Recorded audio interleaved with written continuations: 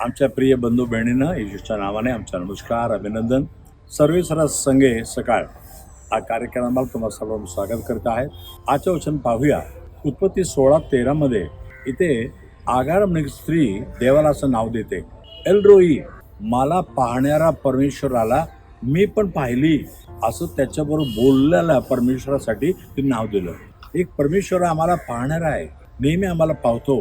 आता आजीरा आपल्या घरातून पळत आहे कारण त्याची मालकीन त्याला खूप सतवली म्हणून. तो देवाने त्याला पाहिलं म्हणून, हे कुठून येते, कुठं जात आहे म्हणते, मी तिथून पळत आहे पण कुठं जाते माहीत नाही. मार्ग भटकलेला या स्त्रीला भेटून परमेश्वर म्हणतो, कशाला घाबरू नको, मी तुझ्याबरोबर आहे. तुम्हाला पाहणारा परमेश्वर आहे.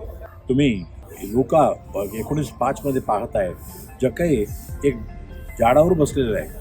परमेश्वर त्या ठिकाणी आला, वर पाहिला, म्हणला, हे जक्कई खाली ये, तुझ्याकडे मला राहायचं आहे. कारण जक्कईचा आवड होता की येशूला पाहायचं, येशू कसा आहे. म्हणून येशू म्हणतो, तुझ्या घरी येतो ना, बघ ना, आम्हाला पाहणारा परमेश्वर आहे.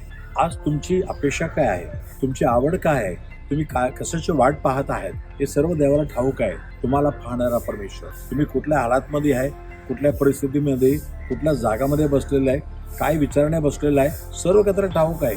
स्तोत्र संहिता 139 त्याच्या 1 आणि 2 वचन पहा. प्रभू, मी काय विचार करतोय ती लांबून तो पाहतो, पाहत आहे, तुला माहीत आहे, सर्व काही तुम्हाला माहीत आहे. तुमच्या मनाची गोंधळ काय, घराची गोंधळ काय, सर्व माहीत आहे. पण परमेश्वर म्हणतो, घाबरू नका, मी माझ्या शांती तुम्हाला देतो. योहान 14:27 मध्ये तो शांतीचा राजा आहे, तुमच्या मनाची आवड पूर्ण करणार. चला आपण प्रार्थना करूया. पवित्र देव बाप्पा, तो आम्हाला पाहणारा परमेश्वर आहे आणि आज वचनेद्वारा तुला आम्ही पाहिलेलं आहे, तो आम्ही पाहणार आहे. आज प्रत्येकांची हाल तू जाणतो, त्यांचा मन तू जाणतो आणि त्यांचा विचार काय हे पण तू ओळखतो. प्रभू राजा, त्यांच्या सर्व आवड पूर्ण कर, त्यांच्या गरजा पूर्ण कर, त्यांच्या मनात चिंता काढून टाक.